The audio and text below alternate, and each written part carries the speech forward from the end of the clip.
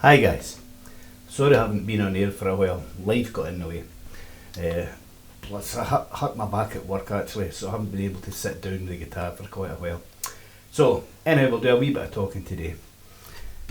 What I was actually going to play today, I was actually going to play the Gibson Chet Atkins. So I got off my backside and started walking into my wee studio here, back hurting, sat down, plugged in the Gibson, and then the strings were dead. I could play it, but it really sounded nothing like what the guitar is capable of playing. So what I thought I'd do is I'd pick up my Sheraton. So I picked up the Sheraton, plugged it in, started playing, and I have to say, as much as I love the Sheraton and I'm really very fond of it, it was nowhere near the Gibson. Absolutely nowhere near the Gibson.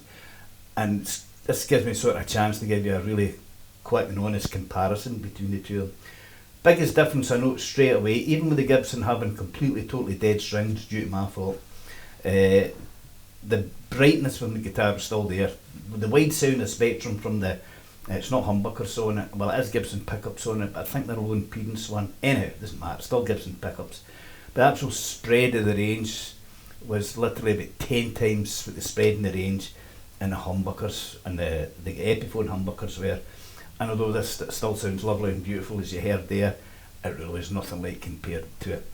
So that's why that you have the Epiphone, you have the Gibson. It really is night and day between the two of them. The other main thing I noticed changes for the Gibson to the Epiphone is that the actual, I mean, you know what you get when you buy it. I think for about $500, this is a phenomenal guitar. That's why I have it and I love it and I keep it and I play it all the time.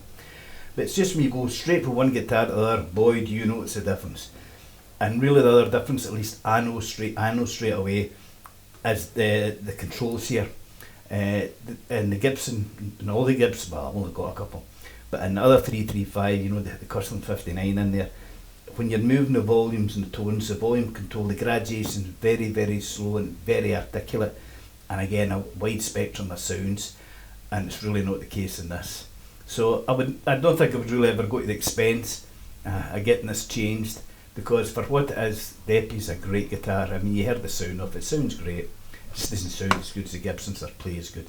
But still a great guitar. Anyway, this is a guitar I opened up with, and I still love my guitar. Anyway, what I thought we'd do is, well, I sit here as long as I can, explain what I'm wanting to do from now on. The last of the stuff I was playing was like the end of season 1. So this is sort of season 2 starting, or should be starting next week. And what I thought I'd do was really concentrate on improving guitar for improvers, but not just talking about it, actually showing you how you improve on as being a guitarist. And at least for me, playing the guitar, all styles, as you can see the great age I am, and I've been playing since I was about 14, in all sorts of circumstances and situations. I told you I'm not a jazz player in the strict sense, as like I would go for a jazz player's gig, but I get by in this, that and the next thing. But what I want to do is show you the most important things you need to have to learn to improve, right? And things that will really make a difference, and that's what I'm going to start working on. I told you most of the tunes I do, if I hear a tune, I thought, oh, that's a lovely tune, I'd love to learn how to play it. Usually what I'll do is go and buy a real book or a fake book. All these tunes I love, the 30s, 40s, 50s, the American songbook, the beautiful ballads, and that's what I'll do. I'll go and get a hold of one of these real books and fake books, and I'll usually find something, say for example, Slow Boat to China, right? There's a great tune, right? And you can see basically all you have is a melody line with the chords, right? That's all you have, melody line and the chords. And these books are full of all this sort of stuff. And as explained before, you can basically learn basic sight reading, well not sight reading, but reading music in a weekend. Take your time over it, and especially if it's a tune you know. Say for example, which is in the other book there, like say Fly Me to the Moon in A minor, right? Well, you know how Fly Me to the Moon goes. You can actually cheat quite a lot, but try not to do it, but at least it helps you get through it. And again, so basic reading music's not difficult. As I said before, it's the timing that's difficult. You soon learn the ledger lines. But what we find in a lot of the tunes we play as a guitarist, again, I know I've said this before, but it's keys. We tend to stick to the keys that we know, like to the A minors, the C's, the D's, the G's, the E's, and so forth and so on. And as I keep saying, these are great guitar keys because it's just the way the guitar is tuned. So again, we can play an E all day, 4 sharps. Somebody who's playing a brass instrument, no chance. They would far rather play in 3 flats or 2 flats. And that's what I want to do just when we start next back. I'll take tunes, popular tunes, but show you them how you play in flat tunes. And let me give an example. There's a person that I really adore watching on YouTube, a Swedish jazz musician called Golden Carling. What a singer, what a girl. Her whole family's been playing music since they were, I don't know, kids 8, 9 years old, and they concentrate again in the 30s and 40s and 50s. Anyhow, cut a long story, up to very recently, the past quite a few number of years, they've been doing a show on YouTube. Every Sunday it would go out and they play all these old standards live, and you can make a request. And it was really an education to sit and watch it, other than the great musical tones and what they did. I just love them.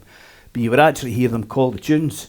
Say for example, right, we're going to do such and such, Slow Boat to China, say for example. We'll do this intro in C, but when I'm going to sing, we're going to change it to A flat. And they're all nodding, fine, no bother. And I'm going, what? And they've got a young guitarist there who's very good, really good at comping, which is interesting to watch as well. And the likes of, say for example, they'll do another tune. Right, thanks very much, ladies and gentlemen. Now going to do Summertime. And I thought, well, it'll be interesting watching how they do this. And she said, but I think the best key, we'll do it in B flat minor, which is not the first key that comes to the guitarist's point of view. But these are the circumstances you'll find yourself in, and it's finding out how to work your way through this, how you would do it, and God forbid, take a solo in the middle and know these keys. And plus, as I think I've said to you before, there are a lot of tunes where really the key doesn't change, that's the key it's in. Say for example, Round Midnight, usually in E flat minor, All the Things You Are, F minor, and B flat's one of the most common keys.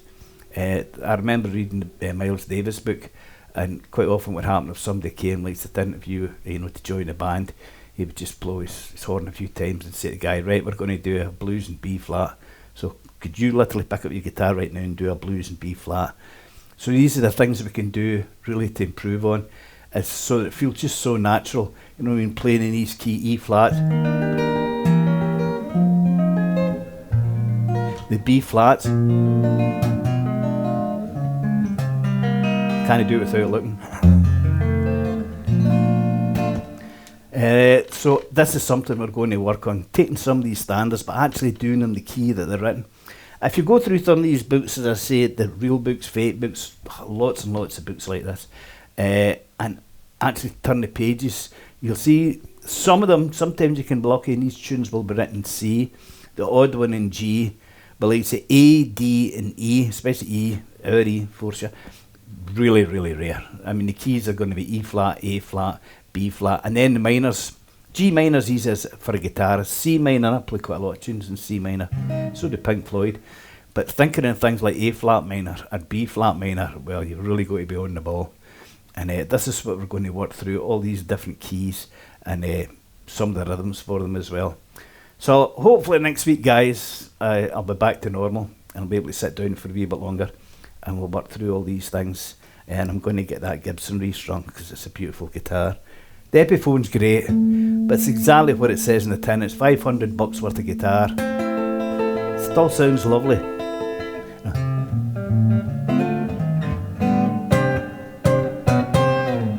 But you really notice the difference. You really notice the difference. Anyhow, thanks for watching, guys. And as I say, we'll be right back into it next week. So I hope to see you then for season 2. Beginners Improving. See you later, guys. Bye.